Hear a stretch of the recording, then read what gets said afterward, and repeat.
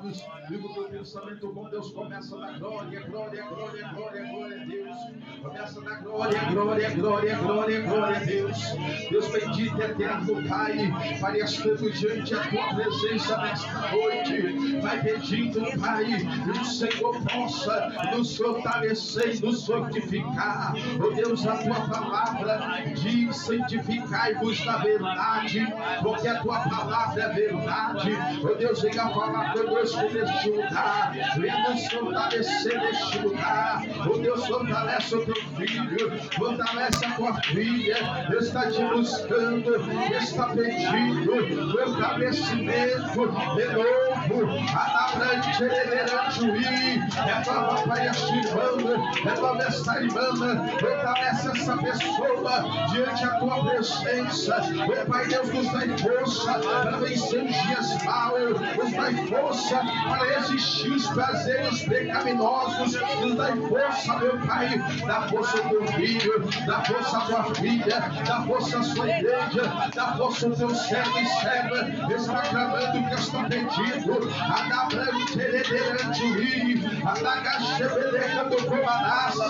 Acende, Pai, acende esta lamparina, acende, Pai, esta chama, acende, meu Pai, acende, acende, acende, acende na vida deste irmão, acende na vida dessa irmã, acende, meu Pai, meu Deus querido, porque nós te pedimos nesta noite, nós cremos no poder da oração, nós cremos no clamor divino, nós cremos na renovação. Renova a sua igreja, renova os teus servos, renova as tuas servas, estão clamando, estão pedindo. Adabrandereranduí, Adagadebedecando comandácia, Adabrandereranduí, Adabrandorerandorerandorerandoreranduí, a sérvia. Oh Deus, vai manifestando a sua presença nessa noite, vai manifestando na vida do teu filho, na vida da tua filha, na vida deste obreiro, desta obreira, desta igreja. Aviva, Pai, este lugar. Ah, Pai, meu Deus, derrama a tua Shekinah, derrama, Pai, o seu poder, derrama o verdadeiro avivamento. Aviva, aviva mesmo, meu Deus. É isso que nós te pedimos. Em nome de Jesus. Em nome de Jesus. Glória a Jesus. Pega a sua Bíblia. Glória a Deus. Aleluia. Vamos ver o Evangelho de São João. Aleluia. Capítulo é o 3. O versículo vai ser o 16. Vamos ver alguns versículos aqui. Deus tem uma palavra aqui nesta noite para nossas vidas. Estamos na campanha do impossível. Glória a Deus. Eu vi que Deus já fez impossível aqui em vida de pessoas aqui. Aleluia. Quem já recebeu vitória da parte de Deus aí? Quando você vai testemunhar. Porque a Bíblia diz, irmãos, que tudo que nós pedimos em oração, crendo e não duvidando, nós receberemos. E eu creio que Deus, Ele está fazendo coisas grandes já nesta noite em nossas vidas. Aleluia. E não somente no dia de hoje, mas constantemente. Vamos ler? Evangelho de São João, capítulo 3, versículo 16, diz assim. A palavra de Deus é esta. Diz assim: porque Deus amou o mundo de tal maneira que deu seu Filho unigênito, para que todo aquele que nele crer não pereça, mas tenha vida eterna. Porque Deus enviou seu Filho ao mundo, não para que condenasse o mundo, mas para que o mundo fosse salvo por ele. Aleluia. Quem crê nele não é condenado, mas quem não crê já está condenado, porquanto não creram no unigênito do Filho de Deus. E a condenação é esta, que a luz veio ao mundo, e os homens amaram mais as trevas do que a luz, porque as suas obras eram mal, porque todos aqueles que fazem o mal aborrecem a luz e não vêm para a luz, para que as suas obras não sejam reprovadas. Mas quem pratica a verdade vem para a luz, a fim de que as suas obras sejam manifestos, porque são feitas em Deus. Feche os seus olhos. Deus, nesta noite a tua palavra já foi lida, a sua palavra de ser ministrada. Pai, eu te peço cura através da palavra, transforma através da palavra, revela através da tua palavra, fala conosco através da tua palavra nesta noite. Amém? Aceite, desocupe as tuas mãos e dá uma salva de palmas. Vem atrás, vem atrás, vem atrás. Glória a Jesus, porque ele merece. Irmãos, estamos diante de um texto conhecido por toda a igreja que está aqui presente. Eu costumo dizer que João 13, capítulo 16, é o beabá da igreja. Todo cristão tem que conhecer esse versículo, porque ele é primordial para todos aqueles que creem em Jesus. Quando nós vemos João declarando que Deus amou o mundo de tal maneira que deu o seu Filho unigênito, para que todos que nele crêem não pereça, mas tenha uma vida eterna. Algo muito interessante que quando João ele fala o seu evangelho, João ele é diferente dos demais apóstolos, demais, ali como Mateus, Marcos, Lucas, que é conhecido como os evangelhos sinóticos. João é diferente, porque Mateus, Marcos e Lucas, ele fala de um Jesus terreno, um Jesus nascido de mulher. No evangelho de João, João começa revelando que Jesus, ele era o verbo. Aleluia. E ele diz mais, o verbo estava com Deus. E ele diz mais, o verbo era Deus. E ele diz, todas as coisas são feitas por ele. E sem ele, nada do que foi feito se fez. João, ele fala o evangelho, começa o evangelho trazendo Jesus no princípio, falando que ele é desde o começo da criação, ele é eterno, ele é um Deus supremo, e no princípio ele era conhecido como esse verbo. Presta bem atenção, a Bíblia ela foi escrita em 2 idiomas. O Antigo Testamento foi escrito em hebraico e algumas palavras em aramaico. Mas o Novo Testamento foi escrito num grego chamado koiné, um grego popular que todas as pessoas simples conheciam. E algo muito interessante, que quando João escreve, ele pega os dois povos. Ele pega, porque sabemos que na época a língua que predominava era o grego. A língua grega era como se fosse uma língua universal. Hoje, o inglês manda aqui nas nossas sociedades atuais. E você vê, Deus ele não queria que o evangelho ficasse com a nação de Israel como se perdeu, ficou preso. Ele não mandou escrever em hebraico, mas sim em grego, uma língua universal, porque o evangelho tem que ser anunciado. E algo interessante que quando João começa a escrever, ele fala isso, no princípio ele é o verbo. Presta bem atenção, quando o judeu pegava o livro de João e começava a ler, ele lia, no princípio ele era o verbo. O verbo para o judeu, o que é o verbo? O verbo para o judeu era a Torá, era a Tanaka, era a palavra. Quando o judeu, ele pegava a Bíblia e lia, no princípio, Jesus era o verbo. Ele dizia, quem é? Quem é a palavra? Quem é a Torá? Quem é a lei? Jesus é a lei.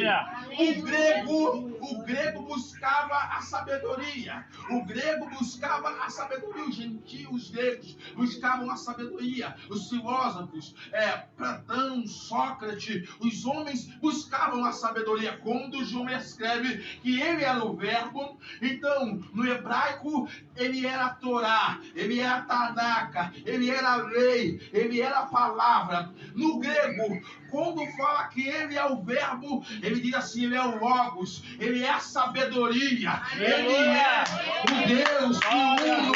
Jesus é! Glória a Deus, aleluia.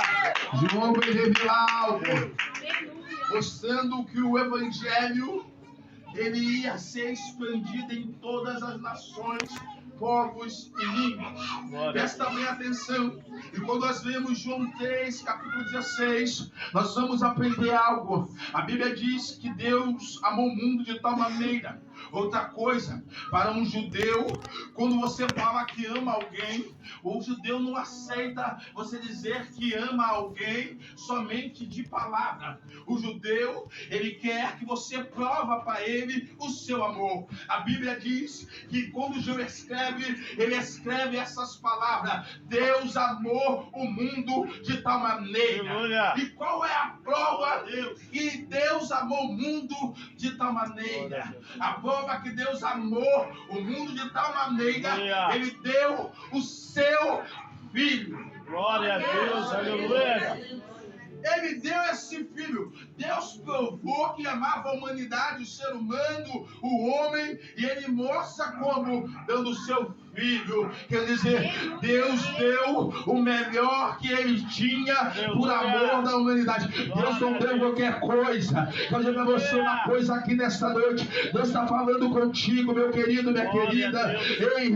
Ei, Deus não deu qualquer coisa, ele deu o melhor. Assim também Deus quer que nós também não demos qualquer coisa para Deus, e nós demos o nosso melhor. Demos o nosso melhor para Deus.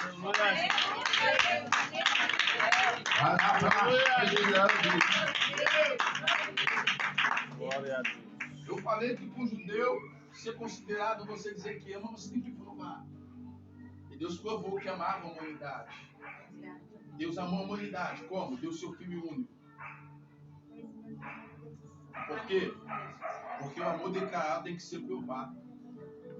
Quando você declara o seu amor, tem que ser provado esse amor. E Deus ele nos prova.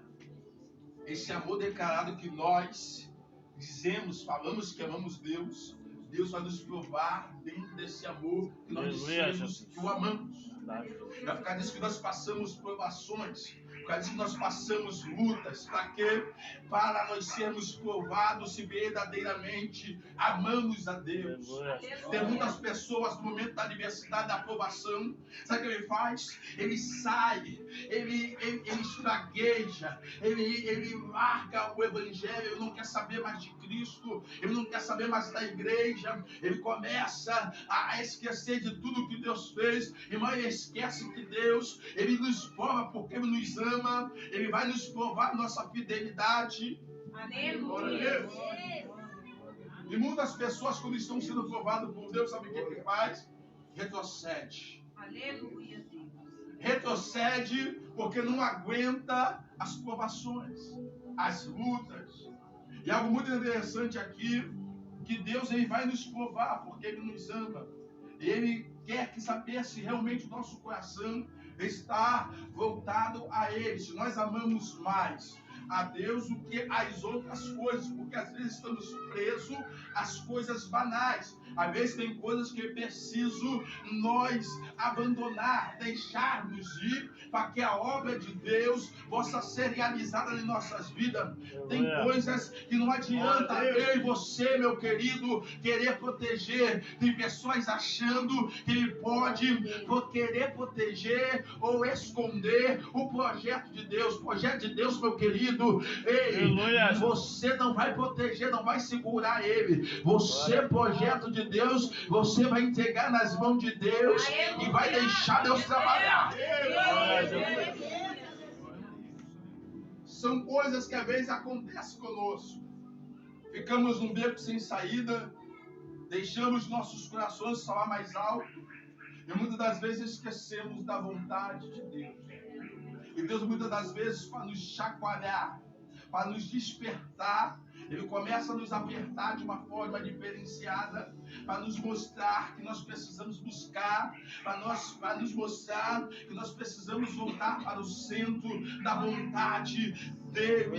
Ei, meu querido, minha querida, eu não sei o que Deus ele vai fazer com você, eu não sei como Deus vai chamar a sua atenção, mas eu quero dizer para você uma coisa: fique atento, fique alerta, quando Deus chamar a sua atenção, não é porque Deus ele não gosta de você, é porque Deus ele te ama, e todo aquele que ele ama, ele vai provar, todo aquele que ele ama, ele vai chacoalhar, ele vai despertar. Sabe para quê? Para que você possa entender a vontade. Abraço. Glória a Deus. Aleluia. Então, Deus mostrou o amor dele pela humanidade, dando seu filho o melhor sacrifício que Deus poderia fazer é dar o seu filho. E ele disse que ele deu o seu filho para que todos que nele crêem não pereçam, mas tenham uma vida eterna. Aleluia. O sacrifício de Cristo na cruz foi para isso, irmão, nos dá vida eterna. Eu costumo dizer, meu querido, minha querida, Jesus, quando ele nos chama, ele fala, a promessa de Jesus para a nossa vida é isso: vida eterna. Tem muitas pessoas chamando as pessoas para o Evangelho de uma forma errada, dizendo que vai ser um empresário, um artista. O Evangelho não é isso. Jesus não chamou nós para isso. Jesus falou que nós ia ter vida eterna. Essa é a promessa que ele nos deu. Ele não disse que nós seríamos, louvado seja Deus, próspero, megas milionário. Eu não disse que nós estaríamos em destaque nas mídias, mas ao contrário, na sua palavra, quando nós começamos a ler, Jesus fala que nós como discípulos, nós ia sermos odiados, nós seríamos presos, nós seríamos caluniados, seríamos jogados dentro da sinagoga, na prisão. Isso, Jesus não mentiu para ninguém. Tem muitas pessoas frustradas no Evangelho, sabe por causa de quê? Porque tem seguido ideologia de homens, pensamento de homem, e não vai para a palavra. Mas Deus dessa noite está falando já conosco. Ei, entenda o sacrifício do meu filho, foi para te dar vida eterna. Entenda o sacrifício do meu filho, foi para te dar salvação. Entenda o sacrifício do meu filho. Glória a Deus, aleluia.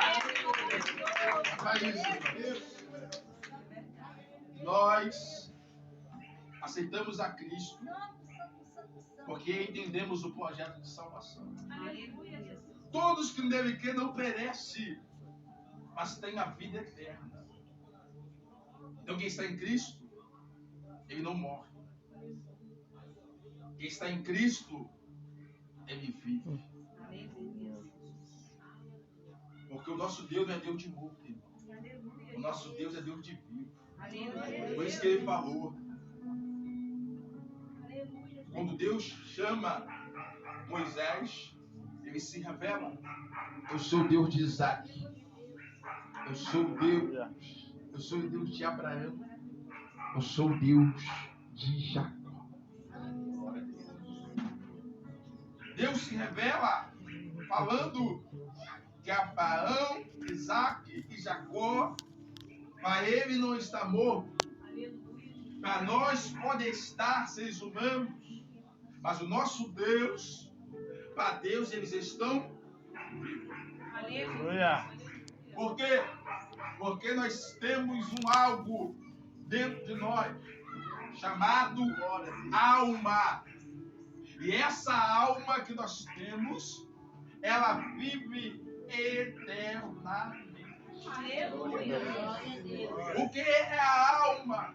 É o estado consciente. É o estado consciente de cada indivíduo. Tem muitas pessoas que pensam: morreu, acabou. Não, me engano, morreu. Nós entramos numa realidade. Uma realidade, e a realidade que nós entramos é desconhecida para as pessoas. Quando nós morremos, entramos numa realidade. Nessa realidade que nós acabamos de entrar após a morte, ela tem um começo, mas ela não tem um fim. Por quê? Que aquele que é salvo é eternamente. Os também que forem condenados Verdade, eternamente. Jesus. Agora nós, quando pega a Bíblia e começamos a olhar para esse olhar, nós começamos a entender porque Salomão fala vaidade, vaidade, tudo é vaidade. Você vai começar a entender porque Salomão, ele diz, lembra-te do teu Criador no dia da tua mocidade, antes que venham os dias maus. Você passa a entender essas coisas, porque Salomão, agora quando escreve o Eclesiástico, não é mais um homem conhecido como das 1000 mulheres. Agora Salomão já está idoso, o seu físico, o seu corpo, a sua aparência já não é mais a mesma. E agora ele começa a refletir, e ele reflete, lembra-te do teu Criador a tua mocidade antes que venham dias maus. Por quê? Dia mau chegue. Aleluia. Salomão foi uma pessoa que teve muitas mulheres, mas não construiu uma família. Quando ele chegou na sua velhice, terminou só. E agora ele se lembra-te da tua mocidade. Quer dizer, olha, passa rápido, é passageiro, é momentâneo, é rápido. Lembra dele na tua mocidade, porque vai passar. E algo muito interessante que nós vemos dentro da Bíblia é isso, tá, irmãos? Um homem passa. A vida que nós temos aqui é curta. Eu estou falando aqui com pessoas, pais, mães, talvez pessoas que são avós, mas você vê na sua mente claramente, quando a gente vê as crianças correndo ali, brincando ali fora, até mesmo a gente se depara e se lembra da nossa infância e fala assim, rapaz, outra hora eu já era da idade, eu me lembro que eu subia no pé de jamelão, eu me lembro que eu pegava a bola, passou tão rápido, sabe por causa de quê? A nossa vida aqui é passageira, é rápida, mas lá não, lá é eterno, lá é eterno, lá é eterno. E a eternidade que a igreja tem que estar preocupado, é com a eternidade que nós temos que estar preocupado, é com a eternidade que nós temos que estar preocupado. Por quê? Porque Jesus veio não para condenar o mundo, mas para que o mundo fosse salvo por ele. Mas a Bíblia diz que ele veio, né? A luz verdadeira veio ao mundo, mas os homens amaram mais as trevas do que a luz. Por quê? Porque as suas obras eram maus. Para muitas pessoas não querer estar no Evangelho de Cristo, é porque as obras dessas pessoas são ruins, são maus. Porque sabemos que dentro da igreja tem normas. Dentro da igreja tem princípios. E eu costumo dizer, tá, irmãos? Deus não vai mudar o princípio dele por causa de ninguém, tá, irmãos? Algo interessante, quando nós pegamos a Bíblia, nós começamos a ler, você vai ver o filho pródigo. O filho pródigo, ele estava na casa do pai, tinha tudo, tinha bens, mas ele dizia assim, olha, pai, me dá minha herança, porque eu quero viver uma vida que ninguém manda em mim, eu quero ser dependente. A Bíblia diz, sabe o que aconteceu, meu querido? Que o pai, entre mudar a lei da casa, o estatuto, o filho ficar, ele permitiu o filho ir. Aleluia. Deus não vai mudar estatuto, lei, por causa de ninguém. Se eu não me enquadrar no Evangelho, não é a Bíblia que tem que se enquadrar em mim. É eu que tenho que me enquadrar no Evangelho. Tem pessoas que não querem vir para a luz porque eles não querem se enquadrar no Evangelho. Tem pessoas que não querem vir para a luz porque não querem se enquadrar no Evangelho. Aleluia, meu E é importante nós entendermos isso. É importante que nós temos que entender que nós que temos que se enquadrar. Glória a Deus. Por quê? O que ele disse, irmão? Aquele que crê não será condenado. Aquele que crê no Filho. Mas quem não crê já está condenado. Aí entra algo muito interessante, tá, irmãos? Que é muito importante nós sabermos. Que as pessoas às vezes fazem uma determinada confusão. Eu sempre digo isso, irmãos. Quando a pessoa ela morre, se nós morremos agora, nesse exato momento, o juízo de Deus chegou para nós. E o juízo, como diz a Bíblia, o homem é determinado a morrer somente uma vez e segue-se o juízo. O juízo é esse: céu, paraíso ou inferno. Porque quem morre agora, se estiver em Cristo, paraíso. Quem morrer agora sem Cristo, inferno. Aí você vai falar, mas como assim, pastor? Não tem um julgamento? Tem um julgamento para quem não aceitou Jesus. Sabe qual o julgamento? Sabe qual o julgamento dele? Condenação. Aleluia, Jesus. Largo de fogo. Verdade, Jesus. Olha só, Apocalipse, pega a Bíblia. Aleluia. Apocalipse capítulo 20, versículo, vamos ver o versículo 11 até o versículo 13, para você entender o que Deus quer falar contigo aqui nesta noite. Olha aqui que diz, Apocalipse capítulo 20, versículo 11. E vi um grande trono branco, e o que estava sentado sobre ele, de cuja presença fugia a terra e o céu, e não se achou lugar para ele.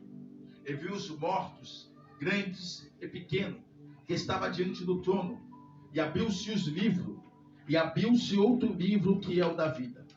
E os mortos foram julgados pelas coisas que estavam escritas nos livros, segundo as suas obras. Versículo 13 é o versículo chave. Ele diz assim, ó: e deu o mar os mortos que nele havia, e a morte e o inferno deu os mortos que nele havia. E foram julgados cada um segundo as suas obras. E a morte e o inferno foram lançados no lago de fogo. Presta bem atenção, irmãos. O que o texto está dizendo aqui? O texto está dizendo um grande juízo final. A Bíblia diz que abre-se os livros. E todos foram julgados segundo o que estava escrito no livro. O texto vai dizendo, claro, se você continuar lendo, eles, todos aqueles que não foi achado no livro da vida, foram lançados no lago de fogo. Mas algo muito interessante aqui no versículo 13, que vai falar que a morte e o inferno deram os mortos que nele havia. O que é isso? Tem pessoas que falam assim, o julgamento acontece depois. Não. A morte e o inferno. Quem são esses que estão no inferno? Pessoas que já morreram, estão condenados. Isso no inferno. Inferno significa arte, lugar de tormento. Só que no dia do julgamento, Deus vai tirar essas pessoas do ar, do lugar de tormento, vão lançar junto com Satanás no lago de fogo e enxofre. Aleluia. Como isso, pastor? Não estou entendendo. Para você entender melhor, é como se fosse uma pessoa. Uma pessoa é presa nesse exato momento. Só que essa pessoa não compareceu diante do juiz. Até ela chegar, o julgamento passa a comparecer diante do juiz, demora-se 1 ano. Aí, depois de 1 ano, ela é julgada pelo juiz, aparece diante do tribunal. Aí o juiz fala assim, olha, você vai pegar 10 anos de prisão. Mas ela estava cumprindo lá já 1 ano. Ela compareceu diante do juiz somente para ser condenada. É isso que a Bíblia ensina. Aleluia. Morreu desse negócio. Dia do juízo nós vamos ver. Dia do juízo é imediato. Verdade, Jesus. Aleluia. É imediato. Aleluia. É imediato. Glória a Deus. É na mesma hora. Aleluia. É isso que ele falou com o ladrão na cruz. Hoje mesmo tu estará comigo no paraíso. Aleluia. Aleluia, Jesus. Quando Jesus ele vai falar sobre a respeito da parábola do rico e do Lázaro, ele vai falando que o rico morre e vai para o ar de lugar de tormento, e Lázaro morre e vai para o seio de Abraão. Jesus está mostrando que quando a pessoa morre, não tem essa de ficar dormindo, não tem essa de ficar inconsciente, estado consciente da alma. Aleluia. Aleluia. Então ele disse na sua palavra, aquele que crê,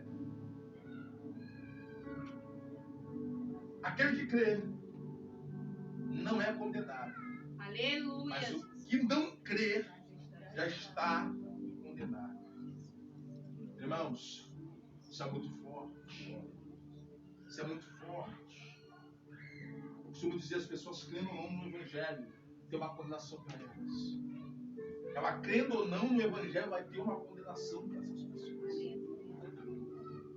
Porque o juízo, o desígnio de Deus, ninguém pode fugir, escapar.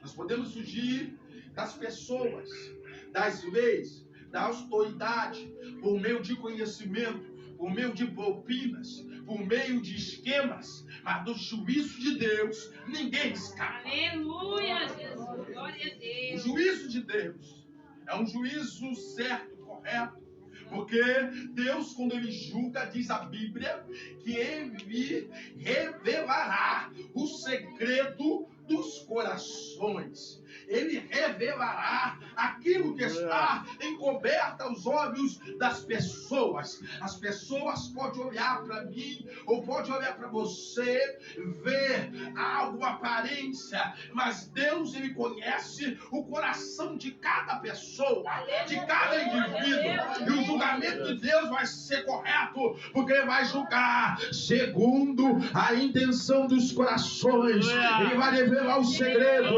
Olha, tu estava na minha presença, olha, você tinha mágoa, olha, você mentia, olha, você estava na minha presença, você estava assim, assado. Ele vai revelar coisas que não vai revelar. Glória a Deus.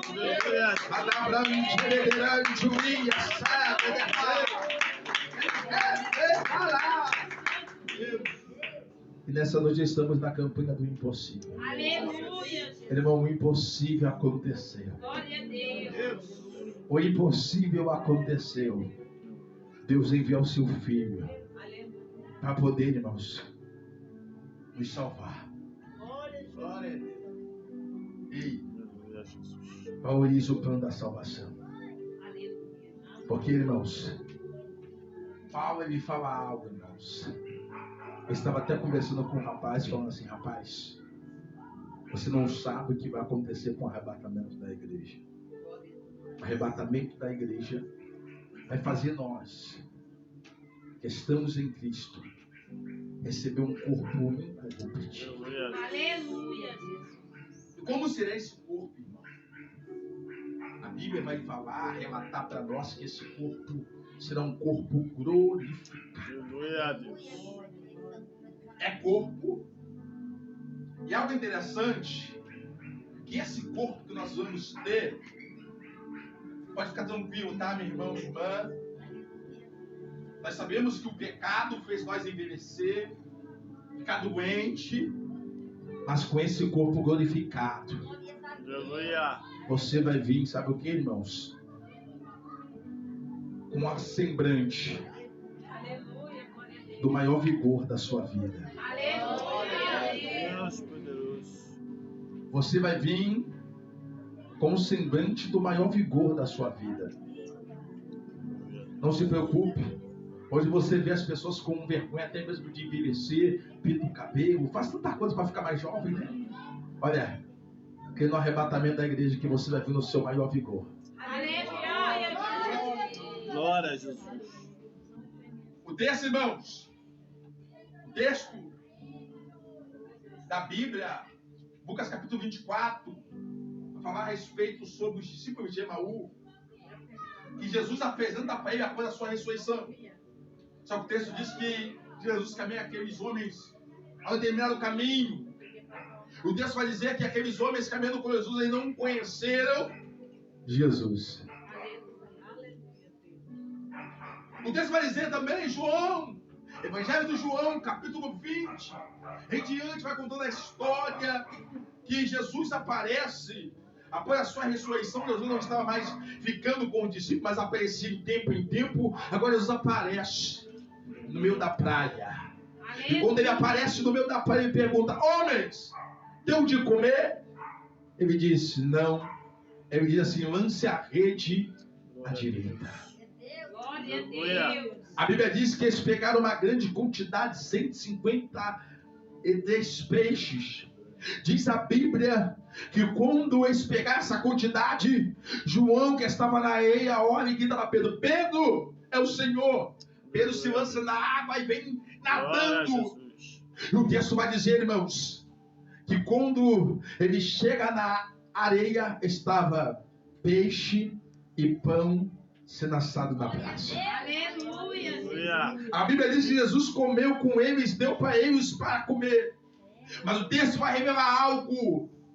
Diz assim, que os discípulos não conheciam o seu semblante, mas sabia que era o Senhor. Aleluia, Jesus. Glória a Deus. Por que não conhecia o semblante de Jesus? E quando Jesus morre, ele morre com 33 anos de idade. E quando ele vem com o corpo glorificado, porque é corpo, tá, irmão?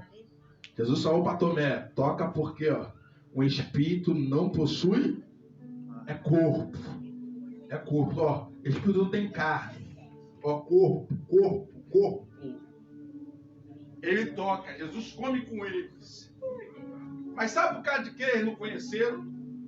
Porque Jesus, irmãos, ele não está mais com o semblante dele de 33 anos, está aqui de 18 a 19 anos. Aleluia. O seu maior vigor, é por causa de que ele não conheceu. Que é isso, pastor? Paulo revela na sua palavra em Atos, 1 Coríntios, capítulo 15, versículo 41 e 42. Paulo vai dizendo que um é a glória do sol, outro é a glória das estrelas. Aí ele vai falando a respeito da ressurreição. Ele diz assim, olha, na ressurreição você semeará em fraqueza e ressuscitará na ressurreição em vigor. E eu falei aqui, qual o maior vigor do homem? Segundo a ciência, o maior vigor do homem que o homem pode ter é entre os seus 18 e 19 anos. E é por causa disso que eles olham para Jesus e não conhecem o semblante dele, mas sabia que é o Senhor. Meu querido, quem morreu com 90 anos não vai voltar com o semblante cansado, vai vir no seu maior vigor, com o corpo glorificado. Ei, tem uma promessa do arrebatado para a igreja.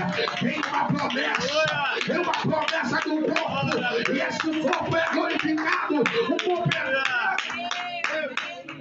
Aleluia, Jesus. o corpo que Deus preparou para os que o amam. Deus. Aleluia a Deus. Paulo disse, fechando aqui, ele falou essa na sua palavra.